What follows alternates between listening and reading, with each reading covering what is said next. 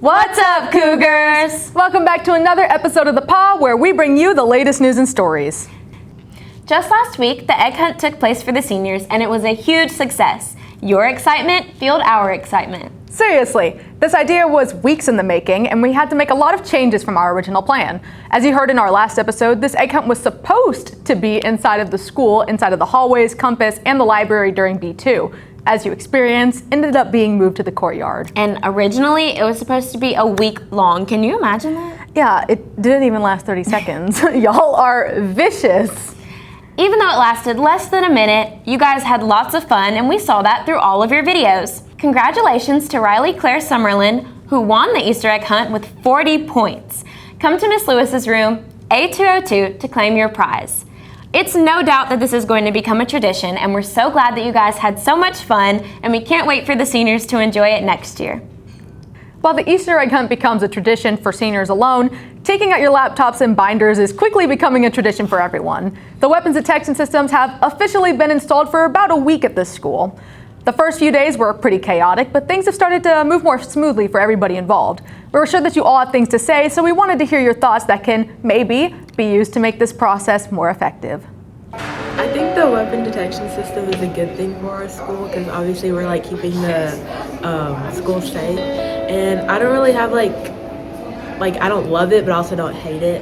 I mean, it's just kind of like it kind of slows us down, but it's always a good thing to be safe. I think that it is sometimes mixed about it. I think sometimes it's good, sometimes it's bad. It's not usually, sometimes it's not like the most accurate thing, but it is, in my opinion, it is a good step in the right direction. All right, so I really think it's a time we don't need to take, because I get to school around 8:10 and it take about 8:25 to get in the building. I feel like it's just a waste of time, man. I feel like we could go faster without it. I don't think we really need it, considering it's Rankin County for real, you feel me? I personally believe the weapon detection system it's a good measure to prevent anybody who might seek to bring weapons. However, I do feel that there may be oversights in the system. I mean, what's to stop somebody from hiding something in a binder, any smaller weapons? And another major part of the measure itself is to find, nicotine products, which could also just as easily be hidden in water bottles or anything of similar nature that are metal, which can be brought through. If you need to go to a certain class for zero block and you can't make it in time, and because of the weapon detection system, then you can't do missing work, and that can affect your grade because of the weapon detection system. But I think it's good if somebody brings in a weapon. I think it's good, but I don't think our school's bad enough to really warrant for it. And over time, I feel like it would just be part of the procedure and it'll get quicker. But for these past 2 days, it's been kind of slow.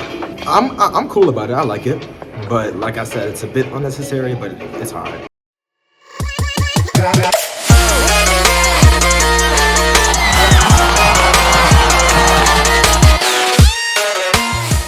Hey Cougars, I'm Logan, and this is your sports report. Tennis finished the regular season with an impressive 19-3 record. They advanced to the quarterfinals hosting Gulfport, but lost 5-2.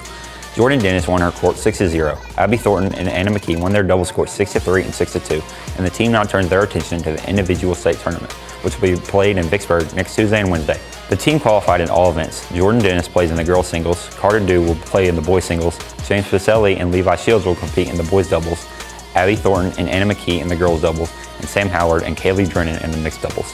Baseball came into the week ranked number 1 in the Mississippi 7A with an overall record of 21-5 and 7-2 in region play after falling to Brandon on Tuesday. Brandon came ahead with a home run in the 6th to break a tie and won 4-3. The Cougars host Brandon in the regular season finale tonight and hope to even the series and lock up the 1 seed for the playoffs. Softball beat Brandon 8-1 on Tuesday, putting the Cougars with a 21-6 overall record and an 8-1 in region play. This record puts them atop the region 3 standings, but they have to beat Brandon tonight to lock up the 1 seed for playoffs. Track and field competed and placed 7th in the Woody Barnett Invitational at Pearl last week and saw many personal bests and top finishes. For the girls, 8th grader Vivian Harley broke the school record in the 800 meter with a time of 2:23.41. She currently has the 8th fastest time in the state of Mississippi. Kendall Black placed 6th in the 100 meter dash and 7th in the 200 meter. In the 1600 meter, Vivian Harley placed 3rd and Grace Henniges placed 4th. In the team relay events, the Cougars placed 4th in the 4x100 and 3rd in the 4x200. In the jump events, Willow Hobson, Jade Jenkins, Akayla Hanner, and Amisha Beasley placed inside the top 10 at their respective events. On the boys' side, Jordan Epps placed 9th in the 200-meter dash, Landon Luckett finished 3rd in the 110-meter hurdles, and Patrick Harper finished 8th in the long jump.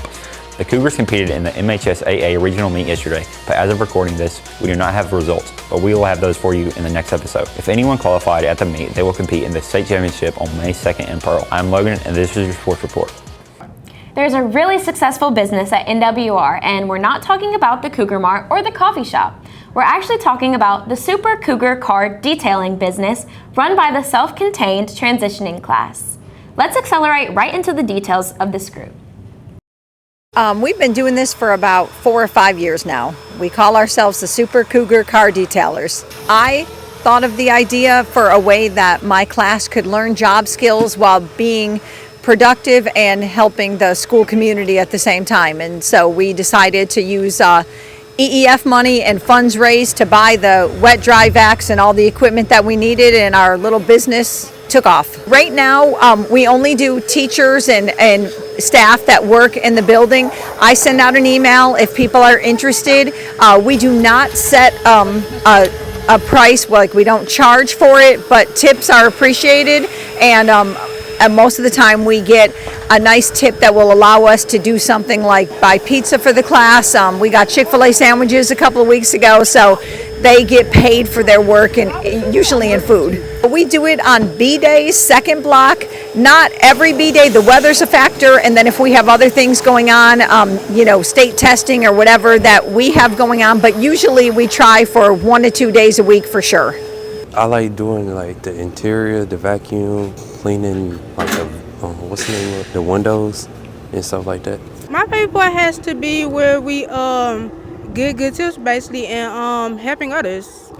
Also one thing is basically wiping the interior, vacuuming, washing, and doing the windows. I like to wash the cars and stuff like that. That's my favorite part to do because I like how you do it, like to wash the cars and stuff like that. Here's Michelle with the weather. Hey Northwest, here is your weather forecast for this weekend. Today, April 17th, will be warm and humid as the highs get into the upper 80s, then lower down into the mid 60s. There's no projected rain, but plenty of UV, so wear sunscreen. Saturday will cool down slightly as clouds roll in through the morning and showers start in the evening. The highs will still get up to the mid 80s, but cool significantly into the 50s. Humidity follows an inverse pattern, starting off in the 20% range, then steadily increasing into the 80%. On Sunday, the clear skies will return as well as the UV, but the temps will decrease again slightly as the highs only reach the low 70s and then slide back down into the mid 40s. Finally, this upcoming Monday, temperatures will start to rise again, getting up to the high 70s, possibly low 80s, but cooling off into the low 40s at night. All right, Cougars, that's all the weather I have for this week. Have a great weekend, and I'll see you on the last one. And finally, here are your rapid reminders. As we near the end of the year, a lot of this information will be targeted towards our soon-to-be graduates, so pay attention. Seniors, if you have not already, complete that senior exit interview and get your yellow form completed. You need to complete these tasks to be cleared for graduation.